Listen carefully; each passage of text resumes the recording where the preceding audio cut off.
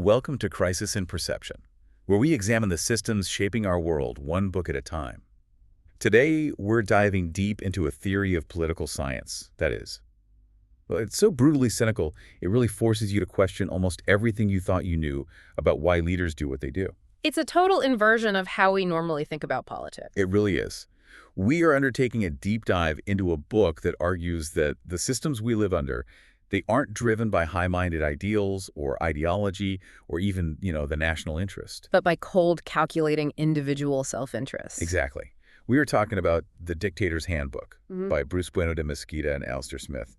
And this book, it poses this really uncomfortable but I think essential central puzzle. Right. By forcing us to just suspend our conventional wisdom that good policy should automatically result in political survival. The authors want to know, if implementing policies that help everyone is so obviously beneficial, how do tyrants who do the exact opposite hold on to power for so long? Decades sometimes. And on the flip side, why is the tenure of so many successful democratic leaders, people who often enact policies that benefit the whole population, why is it so often brief? That's a great question. How can entire countries with just demonstrably corrupt, kleptocratic policies survive for decades without the whole system just imploding on itself? And that leads to the big one, the one everyone talks about. The resource curse. Yeah. I mean, how can these lands that are just fantastically rich with natural resources, Yeah.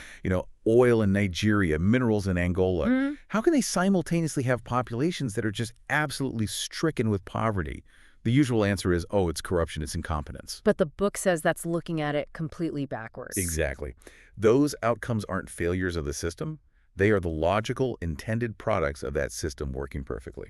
And that's our mission for this deep dive. We're going to do a rigorous systems-level analysis. We want to move beyond the surface stories, the personalities, the headlines, the cultural explanations, to find the universal rules that govern political survival everywhere. And these mechanisms we're going to talk about, they apply just as much to a local city council as they do to a global corporation, a military junta, or a massive empire. It's the same underlying logic. It's the exact same logic. Yeah. And the goal here, it's not to assign blame or push an ideology. It's definitely not to suggest every leader is consciously evil. Well, Instead, we're just using logic and evidence to understand the incentives that dictate what happens. We want to get, with ruthless clarity, to how and why things are as they are, and this non-ideological, mechanism-based view. Well, we believe it's the first crucial step if you have any genuine hope of making things better. okay, so we're stripping away the narratives and looking purely at the math of power. But before we get to the math, let's talk about where this theory even came from. The authors, Bueno de Mesquita and Alastair Smith, they were building on earlier work with a few other colleagues. They didn't actually start out studying dictators. No, not at all. They started with a surprisingly basic question, really, from the world of international relations. What are the consequences for leaders and their regimes when a war is lost? Is a dictator more likely to be overthrown than a democrat, or is it the other way around? And to answer that, they had to completely change how they looked at the world, right? A complete paradigm shift. I mean, conventional theory at the time, it was all about abstract things like the state or the national interest. These big, fuzzy concepts. Exactly. But the authors argued that, wait a minute, states don't make decisions. Individual leaders make decisions. And they make them based on one primal, non-negotiable interest. Their own political survival. Their own survival. And that simple shift in focus from the nation to the leader's self-interest, that was the catalyst for the entire theory. Once you accept that every single political decision, from declaring war to building a road, is filtered through the lens of, does this help me keep my job? Then all the weird, illogical stuff suddenly makes perfect, rational sense. It snaps into sharp focus. And what's really fascinating here is how the book critiques some of history's most revered political thinkers. I mean, they argue that even giants like Hobbes, Madison, Montesquieu, they didn't really get it. They didn't fully explain politics because they were, understandably a bit blinded by the context of their own times. They were trying to design the best government. Not explain the most successful one. That's a key distinction. It's everything. Take Hobbes. He's writing after the English Civil War. He's terrified of chaos, of the masses. So his search for the best government is all about stability. Sure. But he missed how a leader can create stability while also, enriching himself and making everyone else poorer. Hobbes's logic has a hard time explaining a place like Bell, California, which we'll get to, where the system was perfectly stable for the leaders, even as they were bankrupting the city. But Machiavelli, he kind of gets a pass, doesn't he? The book suggests he was closer to the truth. He was much closer. And maybe it's because, he was basically an unemployed civil servant trying to get a job with the Medici family. He was writing a job application, not a philosophy treatise. Exactly. He wasn't focused on morals. He was focused on what works. He's the one who advised that a leader has to pick out the boldest and most ambitious spirits and make them rich by giving them castles and possessions. He understood the transaction at the heart of it. He got it immediately. Leadership is about rewarding the people who are essential to keeping you in power. Which leads us to James Madison's big blind spot. When he's writing about the problem of tyranny, he's focused on checks and balances. But he misses this critical detail the book highlights. The huge difference between how many people can choose a leader and how many people are actually essential to keeping that leader in power. And those two numbers, as we're about to see, can be wildly different. And the size of that second group, that essential group, what the book calls the winning coalition, that one number determines everything. So if we strip it all down, the central thesis is this. A leader's actions are driven by three simple, selfish goals. First, get power. Second, stay in power. And third, control as much money as you possibly can along the way. Everything else is just window dressing. And the entire structure of governance, whether you get good things like public welfare and clean water, or you get corruption and private jets, is determined by a single variable. How many people the leader needs to keep happy? Just that. It's a cold mathematical requirement, which leads to the core dictate of the whole theory, and it's a tough one. Bad behavior, meaning corruption, oppression, self-serving policies, is more often than not good politics. That is a very hard pill to swallow. But okay, let's get into the core mechanism. To really get this, you have to immediately throw out the myth of the leader who rules alone. The lone wolf dictator. It doesn't exist. No human being can survive politically without backers. Never. They might be soldiers, they might be donors, they might be party officials, but you have to have them. I mean, think about Louis XIV, the Sun King. The ultimate absolute monarch. Right. L'état c'est moi. I am the state. But when he took over, the state was basically bankrupt, and the old aristocracy, the nobility of the sword, they were totally unreliable. Their power was inherited. They were always looking for a better deal. They were his original, very shaky coalition. So his power was always conditional on keeping this old guard happy. Exactly. So to save his regime, he had to change the game.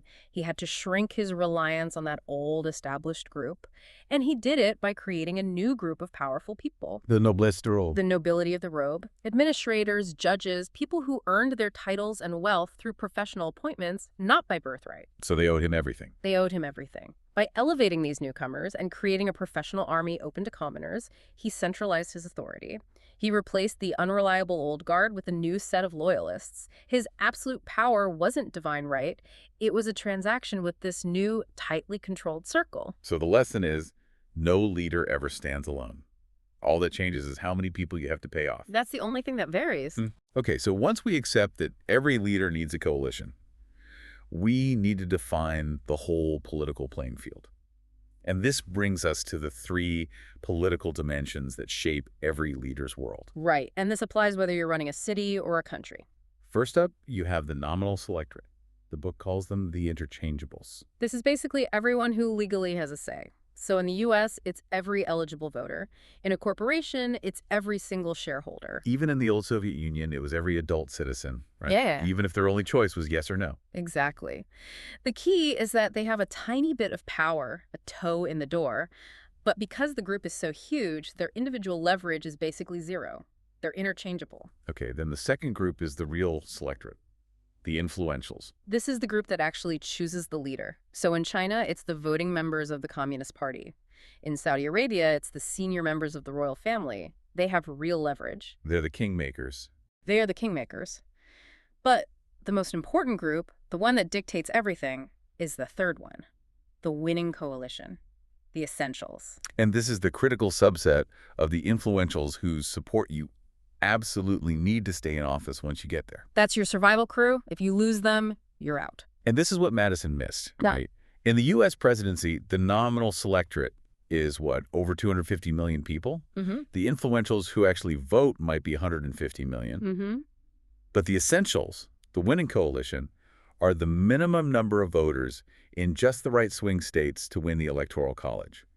That number could be, theoretically, just a few 100,000 people. Absolutely. The power isn't in the size of the crowd. It's in the leverage of the few people who, if they walk away, you collapse. And the leader designs the entire government to serve that small, essential group.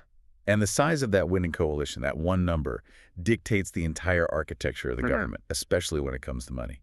Which brings us to the big split, public goods versus private rewards. The choice of how a leader spends money is it's purely transactional. It's based on the math of survival. So if you need a large coalition to survive, Yeah. like in a functioning democracy where your winning coalition is a majority of voters, it's just too expensive to buy loyalty one by one. You can't do it. The money would be spread way too thin. The private bribe wouldn't be big enough to matter. So you're forced by the system to spend on public goods. Things that benefit everyone. Clean water, good roads, rule of law, national security. And crucially, because you need a big, productive population to get tax revenue, you have to keep tax rates pretty low. To encourage people to work and create wealth. Exactly. So productivity goes up, tax revenue goes up, you can fund more public goods, and that keeps your huge coalition happy. But the whole logic just flips on its head when the coalition is small. Completely. If you're an autocrat or a junta leader who relies on a small coalition, it is way more efficient to use private rewards. Corruption, basically. Yeah. Graft, selective contracts, straight-up private enrichment for the few essentials. These regimes don't need a productive, educated population because they don't need a massive tax base. Instead, they want to tax heavily.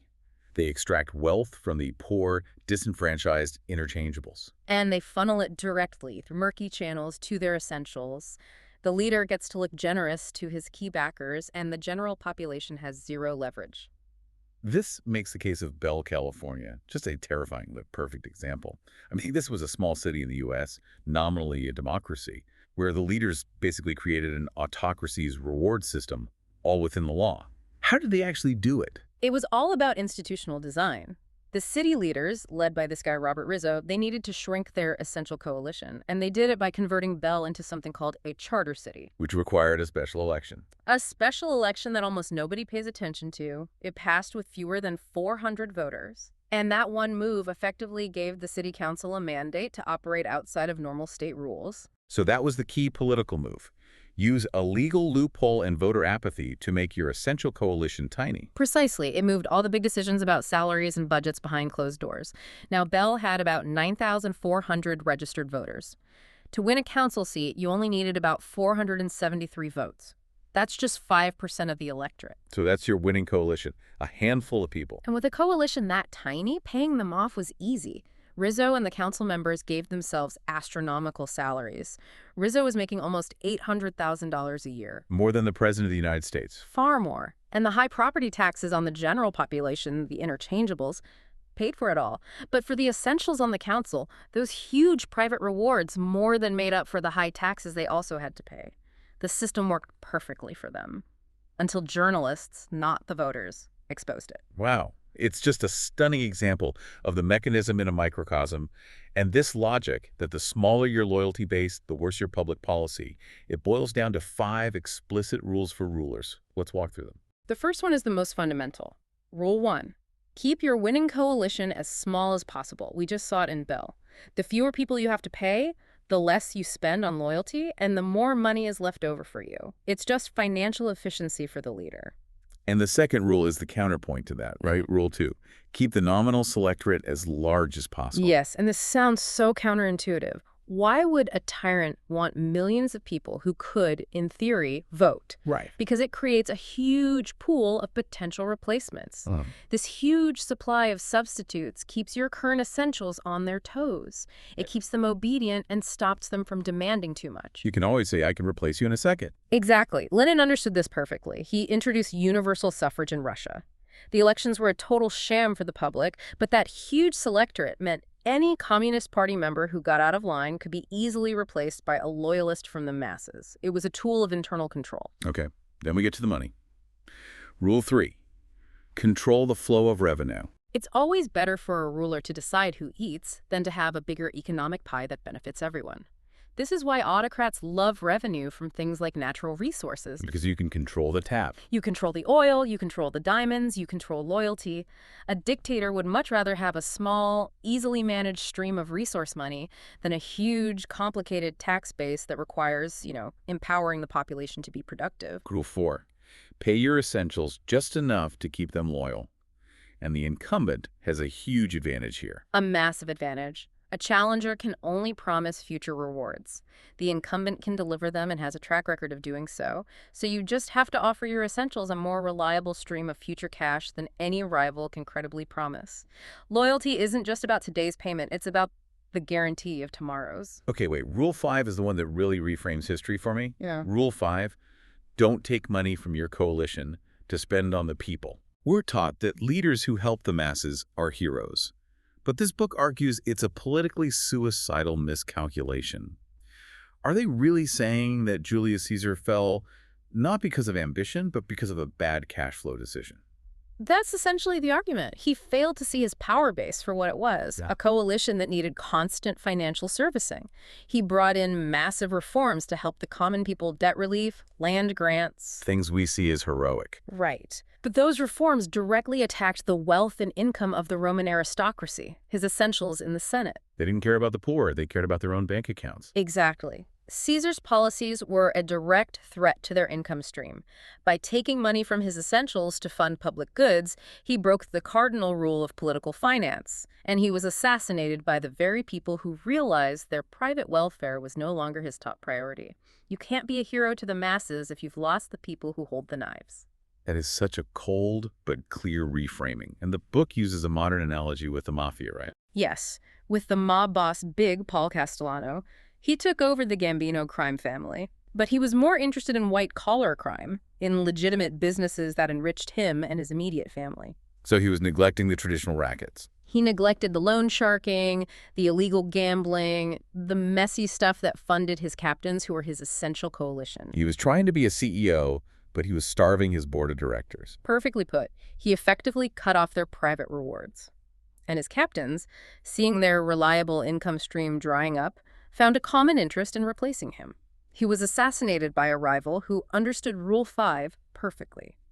You never, ever mess with your essentials income. And that leads to this crucial point about the danger of the coalition itself. Yeah. The very people who put you in power are the ones who know how to take you out. They are your most immediate and sophisticated threat. The people who risk everything for you are the ones with the skills, the networks, and the belief that you are replaceable because, well, they replaced the last guy with you. So a smart leader has to shuffle the deck. Fast. Immediately. You purge your early backers and consolidate power with new loyalists who are less ambitious and more beholden to you. You see it in almost every successful revolution. Fidel Castro, after he won, got rid of 16 of his 21 original ministers within 2 years. Exiled or executed. He brought in new people who had no claim on his leadership because they weren't there for the revolution. Or Saddam Hussein. This is just chilling. Days after taking power, he calls this televised meeting of the Ba'ath Party leadership. One of the most brutal acts of consolidation in modern history. He has a deputy stand up and read a list of 68 names, long-time trusted party members, and labels them conspirators. And then what happened? 22 of them were executed on the spot by a firing squad made up of the other party members in the room. Hussein understood. As long as there is a revolution, there can be a counter-revolution.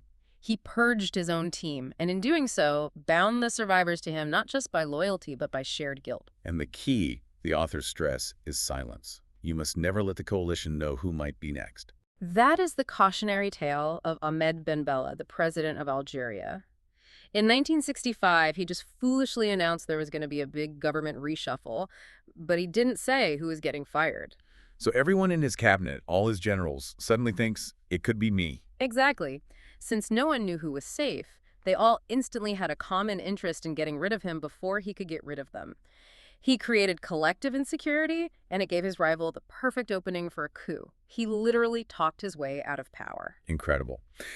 Okay, let's move on to mapping how these systems actually persist. The real strength of this theory is how it maps these incentive structures across totally different types of regimes and shows the same mechanism at work.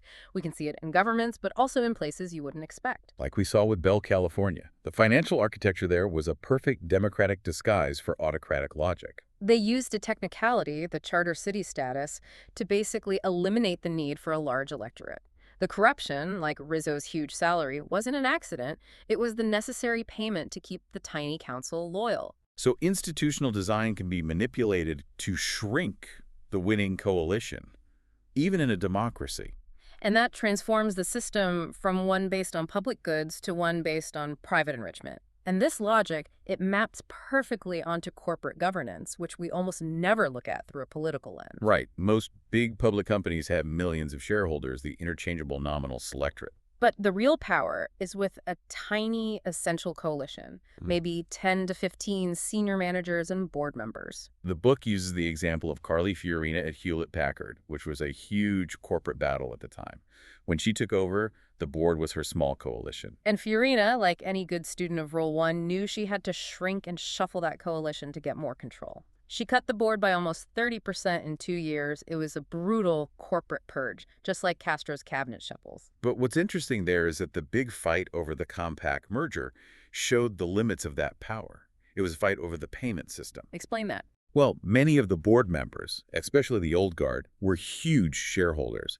Their personal wealth depended on a public good, a high stock price for everyone. Ah, I see. So she couldn't just pay them off with private rewards, like a bigger salary. Exactly. Their payoff was tied to the public outcome. So she had to win a public war of ideas, the big proxy fight with shareholders. And when the stock value tanked after the merger, her coalition turned on her. So even a small essential group, if their payment comes in the form of public goods, will get rid of a leader who threatens that collective prosperity. The cost of their loyalty was measured in billions of dollars of stock value. And that leads to this idea of opacity and corruption as tools of control. Secrecy in these small coalition systems isn't just about hiding theft, it's an insurance policy. Right. If you have chaotic, messy books, it makes it much harder for a rival to come along and credibly promise your essentials a better deal. Because they don't know what the current deal even is. They can't formulate a winning offer. Secrecy defends the incumbent's territory by making any alternative look uncertain and risky. And it also keeps the coalition members themselves in the dark about what everyone else is getting. Which prevents them from ganging up on you to demand more. You can negotiate each person's price of loyalty individually, keeping your overall costs down. And in true autocracies, corruption itself is the main control mechanism.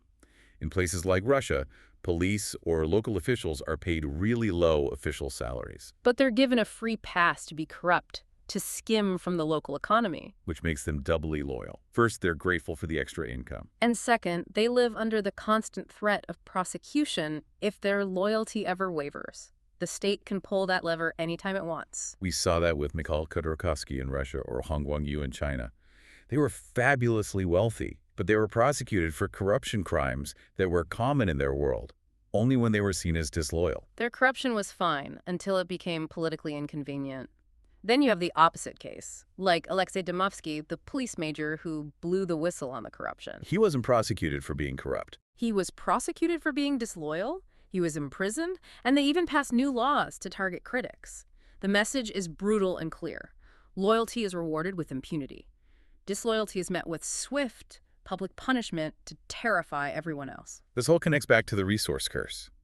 That mechanism is the ultimate loophole for an autocrat. It really is. Natural resource wealth oil, diamonds, is a leader's dream.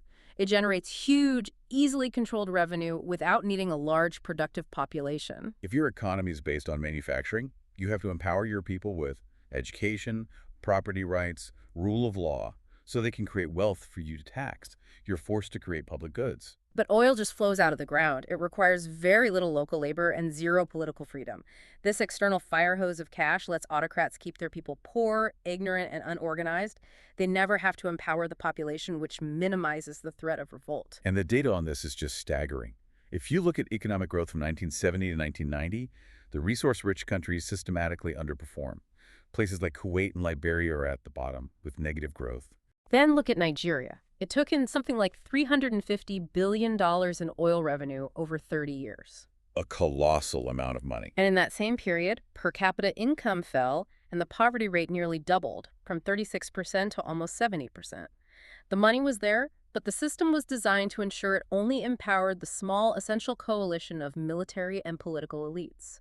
The resource curse isn't a curse of geology, it's a curse of political incentives. So let's talk about the feedback loops that lock these systems in place. Even the things that look democratic can be tools of control. Absolutely. Rigged elections in tyrannical states, for example. We think they're about faking legitimacy for the outside world. But they're not, really. Not primarily. They're a warning to the influential politicians inside the system. They're a reminder that they are totally expendable. The leader is showing them the vast pool of interchangeables who can take their spot if their loyalty ever slips. And in mature democracies, we see the same principle with things like gerrymandering, the practice of drawing crazy district maps to guarantee re-election. It functions in exactly the same way. It restricts the size of the winning coalition a politician needs. When politicians can pick their voters, they only have to please a small, reliable base. They can act like a small coalition leader, responding to donors and party officials, not the general public. And then there's block voting, like with the old Tammany Hall political machine in New York or in some developing democracies. Where a local party boss or a village elder can deliver a huge chunk of votes. This means the leader doesn't have to win over thousands of individuals. They just have to reward that one influential patron. Which makes it easy to use private rewards, like giving subsidized fertilizer vouchers to just one specific district where you need the votes. It shifts the incentive away from broad public policy and towards targeted transactional backscratching. So now if we follow this transactional logic, we can see how it plays out in present-day public policy all over the world. Let's start with public goods like education and healthcare. In small coalition regimes, leaders will provide just enough basic education and job training to keep the economy churning out revenue for them. But they actively suppress higher education, especially in the humanities. Why is that? Well, math and science are useful. They help generate revenue. But sociology, political science, those subjects are dangerous. They teach people how to coordinate, how to organize dissent, how to demand accountability. And the universities themselves can become part of the reward system. Of course.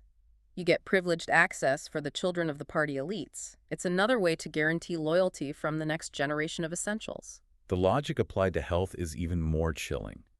Autocrats like Saddam or Castro might have boasted about their national healthcare systems, but their countries often had shockingly high infant mortality rates.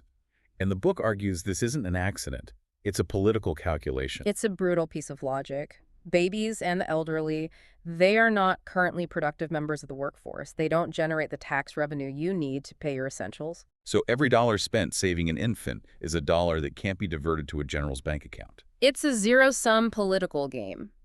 The data suggests that these leaders prioritize the people who are either generating revenue or providing loyalty right now, not people who are a risky long-term investment. And infrastructure, like roads and dams, serves a similar dual purpose. They need it for the economy, but the design is optimized for control.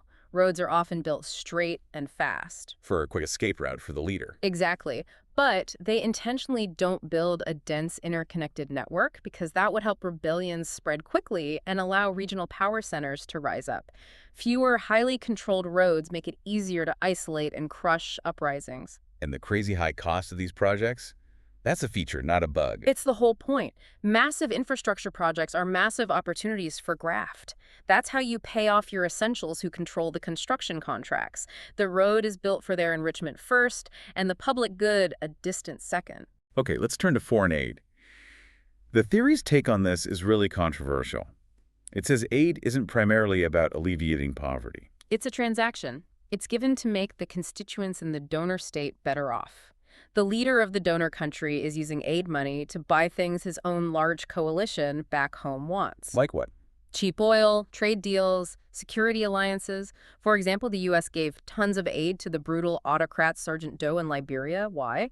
Because he delivered reliable votes against Libya and Iran in the UN. That satisfied a U.S. policy goal. Or the example of Japan buying votes in the International Whaling Commission. By giving aid to landlocked countries like Mongolia, a country that has absolutely no interest in whaling. The aid isn't humanitarian. It's a direct payment for a policy concession. And this creates completely perverse incentives for the dictators receiving the aid. It relieves all the financial pressure on them. It lets them avoid the tough economic and political reforms that would force them to empower their own people to generate tax revenue. U.S. aid to Egypt, for example, basically propped up the Mubarak regime for years, removing any need for real reform. Right. And the book points out that even getting a temporary seat on the UN Security Council is so valuable for the favors you can sell that countries on the council actually see their economic growth slow down and their press freedom decline while they're on it. Because the external cash removes the pressure to be free and productive at home. Exactly. The logic of war and military loyalty is maybe the most shocking application of all this. The 1967 Six-Day War is the perfect case study. It's a clash of two totally different coalition sizes. In Israel, a democracy, you have a large coalition. You have to protect your soldiers because they are the sons and husbands of your voters. So you have to spend a fortune on the best training, the best armor, the best equipment. If you don't, you're voted out of office. But for an autocrat like Egypt's Gamal Abdel Nasser, the calculation is the opposite. He can't afford to spend money on military victory if it means taking that money away from his essential generals and colonels. Diverting funds from the essentials to buy better tanks is a direct invitation for a coup. And the authors actually did the math on this. Yeah. For Israel's large coalition, the personal financial sacrifice for each member to fund the war effort was less than $60 a person. An easy decision. Victory is a huge public good, and it costs them almost nothing personally. But for Nasser's tiny coalition of key military officers, maybe 1,000 men, the private reward they stood to lose if that money was spent on the war. It's a shocking number. It was almost $150,000 per person. Wow. So that's the literal price tag of a general's loyalty. That's the honey that should have gone to the troops. Exactly. Nasser would have been overthrown if he'd asked his generals to give up $150,000 in personal wealth for a risky war that mostly benefited the common people. So his generals, valuing their private payoff more than national victory, didn't fight as hard. Their loyalty was bought with the funds that should have secured the country. That is just a stunningly clear piece of analysis. And it extends to debt forgiveness and bailouts for poor countries. It sounds like a good thing to do. It sounds moral, but the book argues it's misguided. Forgiving the debt just allows the autocratic leader to start borrowing all over again, propping up his oppressive regime. Because for an autocrat, a financial crisis is a political crisis. It's an existential threat. It's when they can't pay their essentials. A bailout from the international community solves the leader's political problem, but it preserves the bad governance that caused it. So refusing a bailout can actually precipitate the crisis that forces a leader to liberalize, to empower his people so he can tax them. It's a necessary, if painful, pressure point for change. So when you step back, this theory just fundamentally changes how you see politics. It's not about good leaders versus evil leaders. No. Good governance comes from the institutional necessity of satisfying a large coalition. Bad governance comes from the institutional efficiency of satisfying a small one. The system creates the outcome, not the leader's morality. Leaders are often what the book calls reluctant Democrats. Like J.J. Rawlings in Ghana. He started as a brutal autocrat. But when his economy collapsed, the only way to get money to survive politically was to empower his people to work and generate tax revenue. He had to liberalize, even though it was risky for him. Economic necessity forced him to create a larger coalition. Which reframes our moral narratives. We have to look past a leader's good deeds and check the balance sheet. A good deed, like Caesar's reforms, is only sustainable if the leader pays for it out of his own pocket, not the coalition's.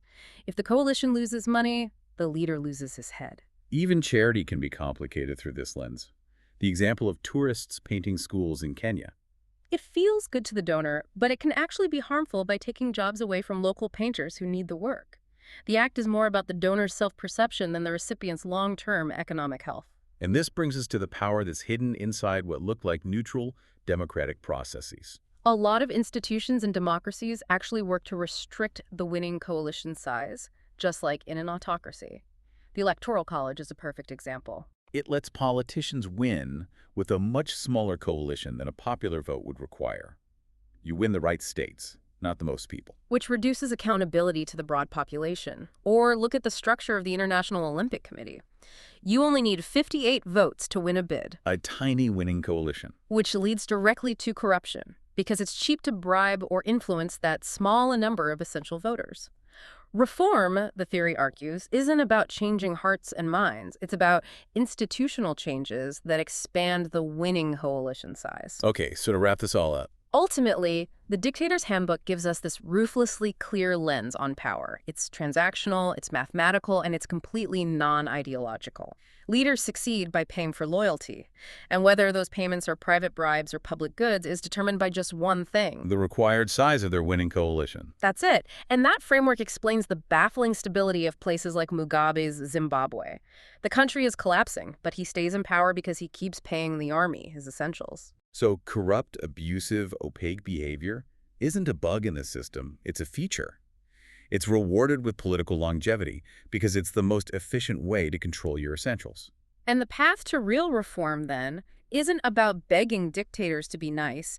It's about changing the institutions to expand the winning coalition, make it too expensive to pay everyone off privately. So that would mean things like eliminating gerrymandering or getting rid of the Electoral College or expanding citizenship rates to bring more people into the system. All those things increase the size of the required coalition, and that forces leaders to shift from private rewards towards public goods. Which leaves us with a final, very provocative thought for you to consider based on this uncomfortable logic. Since autocrats only really democratize when they're going bankrupt, when they're forced to empower their people to generate tax revenue, does this mean that the most moral and effective thing the international community can do to promote freedom is to refuse bailouts and debt forgiveness, even if it causes a short-term crisis? And a second part to that, how can technology, like mobile banking and the internet, be a disruptive force for democratization? If it lets people coordinate and create wealth outside the autocrat's control, does that create an economic necessity for the leader to grant freedoms just to keep up, forcing him to unwillingly expand his coalition? That is the systems-level question this book leaves us with. The book we explored today is The Dictator's Handbook by Bruce Bueno de Mesquita and Alastair Smith. If you found these ideas valuable, we encourage you to read the book yourself, support the authors, or check your local library for free access. For a shorter visual overview of this topic, see the mini explainer linked in the description. If you enjoy this kind of systems-level analysis, please like, subscribe, and comment with books or topics you'd like us to explore next.